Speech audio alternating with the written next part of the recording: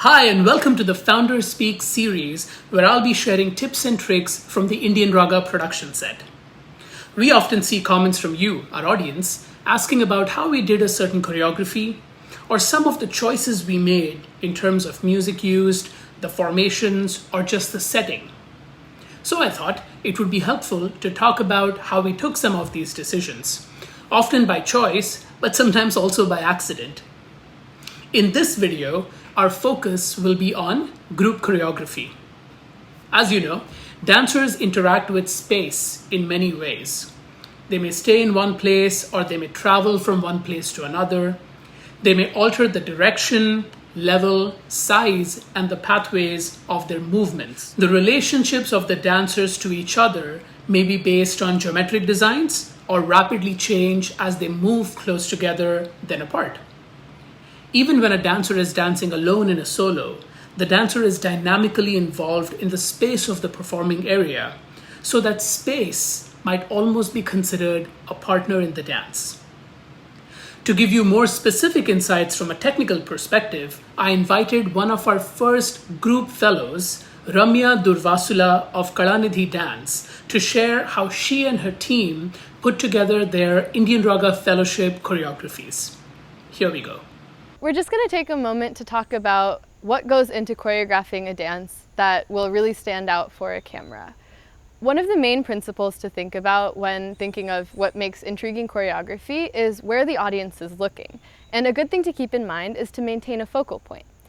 What that means is that the audience should always kind of know where to look. And it doesn't have to be super obvious or boring, but their eyes should be kind of attracted to a certain area of the stage, and you should plan what your dancers are doing around where you expect people to be looking. So one of the first ideas that you can think of is to use levels to distinguish what people should be looking at versus what people shouldn't. For example, in the 5th verse of the Shiva Panchakshara Stotra, when Ritika is on center as Shiva, she approaches each of the dancers, and after having that sort of moment with each dancer, they move to a lower level so that they're out of frame and the audience knows to look at the people who are standing.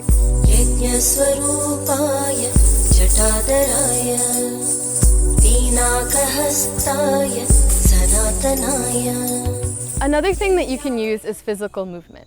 For example, in the 2nd verse, when I'm Shiva and the dancers are depicting the Mandakini river, Shiva walks through the river. And so that movement is where you expect the audience's eye to be going, and the dancers peel off in accordance with that pattern. Notice that that's also combined with levels. And so once a dancer has moved, they kind of end up lower to the ground and the audience knows where to look.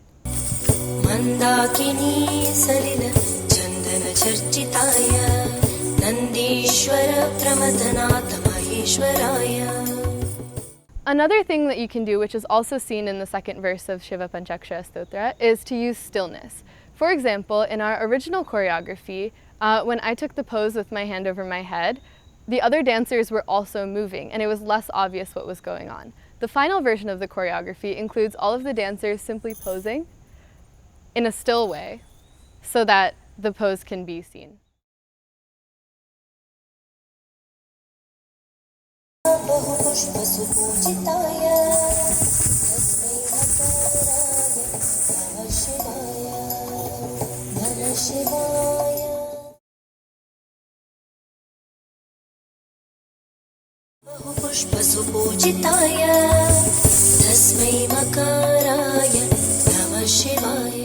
Even if you can't use physical movement, you can often just change the direction of the body and add hand gestures to guide the audience's eyes to a new area of movement. For example, in the 3rd verse, Sahiti is Shiva, and she first interacts with Pragnya and Ankitha.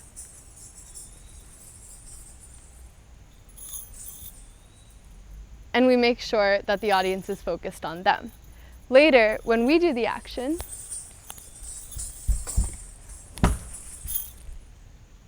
Pragnya and Ankitha's hands guide the audience back to this side of stage. Finally, it's important to understand the special importance of center stage. When there's nothing specific going on, especially when all the dancers are dancing in unison or symmetrically, we look to the middle. And it's a really good idea to make sure that there's something interesting and engaging happening on center stage. In this dance, we were lucky to have 5 dancers, and with an odd number of dancers, you typically do have that center spot full. But especially in pieces with an even number of dancers, it's very easy to leave a large gap on center stage, and that's something that we would want to avoid.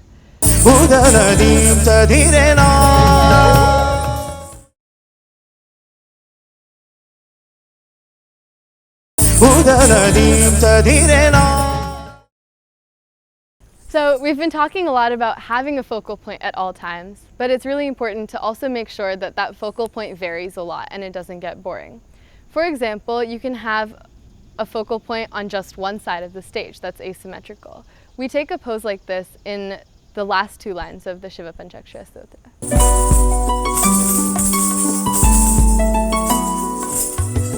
Panchaksharamidam punyam yah patet Shiva sannidham.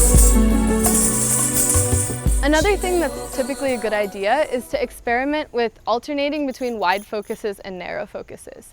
One example of that is in the 4th verse of the Shiva Panchakshara Stotra, where we typically alternate. Vasishta kumbho bhavagautamārya munindra deva chittashekaraya chandrarkaveshwa naralochanaya.